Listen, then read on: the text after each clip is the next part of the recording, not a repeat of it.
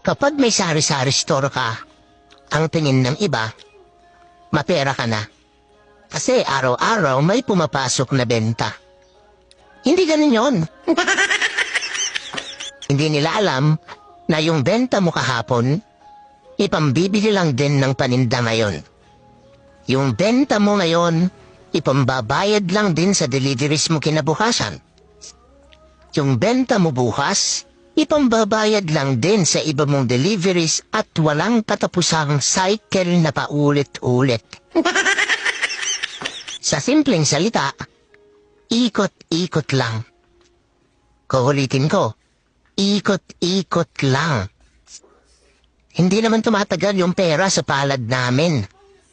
Sakto lang namin mahaplos at mahawakan yan. Tapos para na yan ibon na fly away, skyline pigeon fly.